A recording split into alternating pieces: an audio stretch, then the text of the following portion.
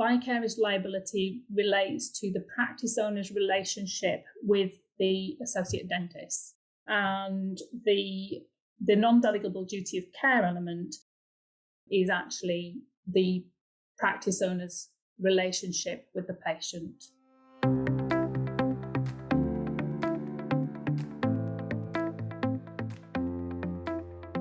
You're listening to the Dental Protection Podcast, and this is the In Dentistry series, where we explore some of the challenges in dentistry today and discuss possible solutions. My name is Dr. Noel Kavanagh, Senior Dental Educator in Dental Protection's Risk Prevention Team, and today I'm absolutely delighted to be joined by two of my colleagues from Dental Protection. Dr. Yvonne Shaw is Dental Underwriting Policy Lead and also Deputy Dental Director, and Paula Conwell, who is Litigation Solicitor. So I thought that in this episode we'd discuss the whole area of vicarious liability and non-delegable duty of care in dentistry. And specifically, I think just the implications of them to us as dental health professionals. Some listeners may be very familiar with these concepts, especially with recent dental specific cases that I think brought this topic to the attention really of the profession. However, others listening may be less familiar and perhaps don't fully understand what these terms mean, and more importantly, what relevance that they might have in the world of dentistry. So to begin our chat, I'm going to ask and throw out the question, what in simple terms does the term vicarious liability mean? So I might start off, Paula, and throw that question to your good self first. So in simple terms, it's the responsibility or liability for the negligent actions of another. So, for example, an employer may be liable for the negligent actions of an employee. How this applies in the context of a dental practice is the practice would be responsible for the actions of employed nurses for whom they are directly responsible.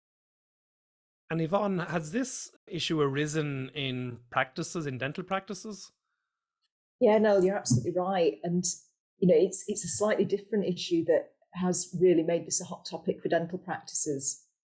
And that's in relation to associate dentists who are traditionally self-employed.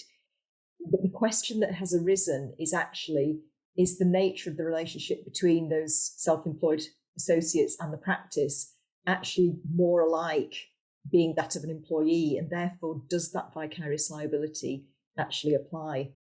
And I'm not sure that there's actually a yes or no answer, is there, Paula? No, I think that it really depends on how the associate dentists are retained by the practice, how they operate within the practice. So no, you're right, Yvonne. There's not a yes or no answer. It really is dependent. It's fact specific, and that's the reason why there's been a lot of cases on this actual point. Okay, and just turning to non-delegable duty of care, I'm going to ask the same question. And again, Paul, I get your thoughts. Again, for the listeners, what does this NDDC non-delegable duty of care actually mean? So this is where a person or a company is held accountable for the actions of another.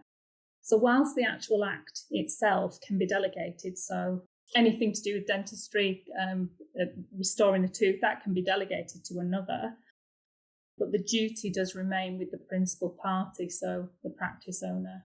I was going to say, I'm just going to ask a question there, because I think as a dentist, and Noel is as well, that actually sounds quite similar to vicarious liability. So how does that differ from the previous one? It is similar in the fact that for the claimant, then if they're successful either under vicarious liability or non-delegable duty of care, then it will result in compensation for the claimant. But if I can explain it in the terms of a dental practice, so vicarious liability relates to the practice owner's relationship with the associate dentist, and the non-delegable duty of care element is actually the practice owner's relationship with the patient. Okay, thank you both very much for, I think, very succinctly and clearly explaining those, because certainly before the more recent cases that hit the media and that. I wouldn't have been familiar with the terms. So thank you very much. Are these new concepts, Paula? No, they're not actually new concepts. They are relatively new to dental, but they're not new areas of law. So claimants who've had accidents at work would bring claims against their employers under vicarious liability or non-delegable duty of care. So in that situation, the non-delegable duty of care element would be, say, the injury was caused to the employee by an independent contractor. So an example of vicarious liability, again in the work situation, so we're looking at the employer-employee. If somebody leaves a box on the floor and another employee trips over that box, then they don't have to sue the colleague, probably because they won't have as much money as the employer, so they can sue the employer under vicarious liability. So can I ask a question then? You can move on. So if the person who left the box on the floor was a contractor, then it's non-delegable duty of care that applies rather than vicarious liability. Yes, that's right. Because the reason being is because you can't be held vicariously liable for an independent contractor. You're only vicariously liable for an employee, or somebody whose relationship looks like employment. Okay. And do recent cases mean then that, VL and non-delegable duty of care, are they going to be the new normal, if I could call it that? No, I don't think so. I think that in most cases it would be easier to bring the action against the treating dentist. Okay. If the treating dentist is indemnified and is responding to the claimant, then it's far easier to actually pursue the claim that way. If you're suing under vicarious liability or non-delegable duty of care against the practice, you've got an extra defendant in the proceedings.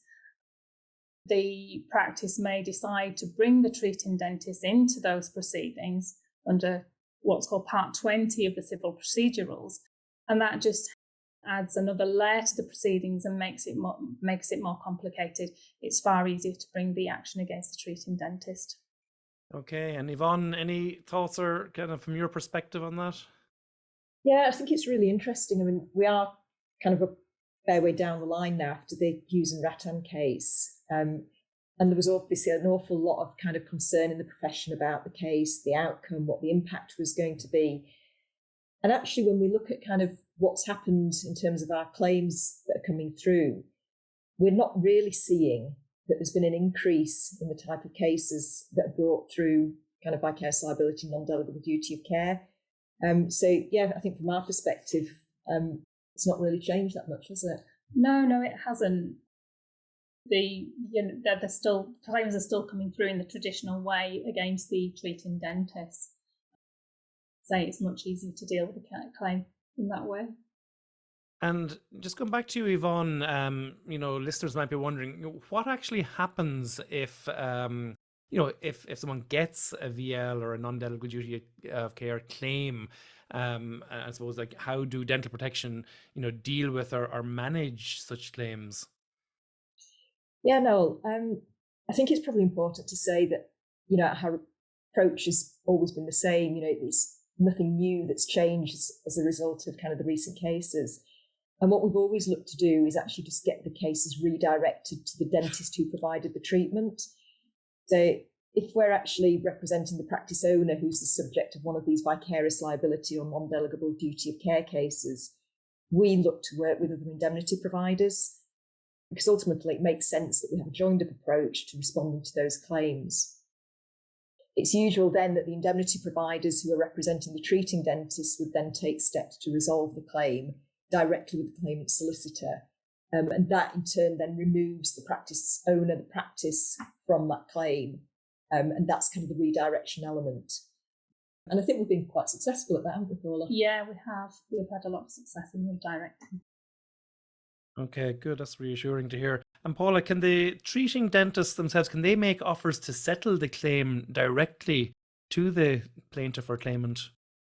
That's an interesting question, actually, Noel, because in the Hughes and Rattan case, that's exactly what the treating dentist did. But the offers were refused on the basis that the treating dentists were not a party to the action. But we raised this argument in a case that's it's a first instance decision, so it's a decision that's been made by a lower court, not the Court of Appeal. And that was the Stephen Fletton and Petra Tucker and Partners case. And what the judge helpfully said in this case was that the offer of compensation that had been put forward by the two treating dentists, who were not actually named in the proceedings, was a valid offer of settlement. So, in my opinion, it is reasonable for the treating dentist to make those offers direct to the patient. Even when it's the practice that has been sued under vicarious liability or non-delegable duty of care, or both. Okay, thanks, Paula. And Yvonne, what is the likelihood, you think, of a practice owner having a claim settled against them in VL or non-delegable duty of care? I think what we've learned from the cases to date, and specifically the Hughes and Rattan case, is that these cases are decided on their merits. And in the Court of Appeal decision on the Hughes and Rattan case, the decision was based on specific facts in that case. Now, for the non-delegable duty of care, the Court of Appeal actually upheld the decision in the High Court that the practice owner did owe that non-delegable duty of care to the patient. That was specific to the facts in the case. And actually, a lot of the issues here were down to the fact that the treatment was provided under the NHS using forms that applied in England and Wales. It was very specific to that area of practice. And again, with the vicarious liability element, there were different elements that were looked at that were specific to that practice. So I think, it's just each practice may be different. Yes. Certainly for England and Wales and the NHS, there are certain themes that will kind of repeat that may put kind of a non-delegable duty care claim more likely to be successful. Yeah, so each case, as you're saying, kind of turns on its own facts, really, and its own circumstances in that. Yeah, certainly. Yeah. And Paula, any thoughts on that or anything to add to that? Well, I think that the relevant form in that case was the FP17 form, FP17DC form, which some dentists may not have read in detail, but that form actually does say on it that the dentist's name on this form is responsible for providing the treatment. So the form linked to the GDS contract and made it easier for the court to find that there was a non-delegable duty of care, because going back to the patient's perception of who was treating her, there was this form that said it was practice. Yeah, no, that's great. And just as opposed to finish up, maybe just ask both of you to comment on, and just to give, I suppose, practical, tips and advice to our listeners to help protect themselves, should such a claim be brought against them. Oh, yeah. So, I mean, I agree. There are things that practices can do to protect themselves. So I think that it's important that the patients know who is the dentist treating them. Yes.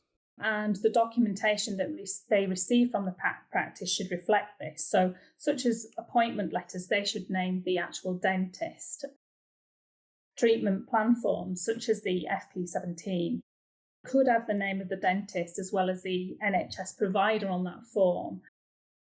And if the treating clinician changes, the patient needs to know who is taking over that treatment or who is treating them at any given stage within that course of treatment. Super. And Yvonne, any advice or guidance to give listeners? Yeah, I mean, I think, we've obviously talked very specifically about this case and the implications, from an England and Wales NHS perspective, but there are actually some, I think, wider steps that can be taken, which are actually really sensible for all practices. And just some basic kind of steps, such as making sure that all the clinicians that work in the practice have their own adequate indemnity arrangements in place. so that that those staff have got protection and it's covering the work they do in practices now and in the future. But obviously one of the challenges is that when a dentist has left the practice, it's being able to just contact them and make sure that they are traceable. So yes, a sensible step to take is that when one of your practitioners leaves the practice, make sure you just check the contact details you've got, get everything up to date, addresses, phone numbers and emails. And then just, for everybody working in the practice, just make sure that, you're checking those indemnity arrangements, checking that the staff are appropriately registered. And then we can actually start looking at redirecting claims and deflecting them. And, as we said, we've talked a lot about this being a case that has arisen kind of UK specific, but we do see vicarious liability cases arising in other countries, and we do use that redirection approach. So, if you can get that information, then it makes far easier for us to track dentists down and to actually take that redirection approach. Yeah, no, thanks, Yvonne. And yeah, you said, some very practical advice there for, all our members in all jurisdictions, really, no matter where they are. Great. So on that note, I'd like to thank both Yvonne and Paula for all their insights and very practical takeaway tips and advice. Thank you for listening to this podcast, Vicarious Liability in Dentistry. I hope you enjoyed it. And if you have, please do tell your friends and colleagues. If you're a member of Dental Protection and want to know more about today's topic, please look in the podcast description for further information. If you're new to podcasts, maybe listening for the first time, make sure you subscribe to the channel to make listening in the future easier. You can access this podcast from all the major apps, including Apple and Google Podcasts and Spotify. For more information about dental protection, or if you're already a member and would like a certificate for listening today, please look for details in the description. I've been your host, Dr. Noel Kavanagh. Thanks again for listening.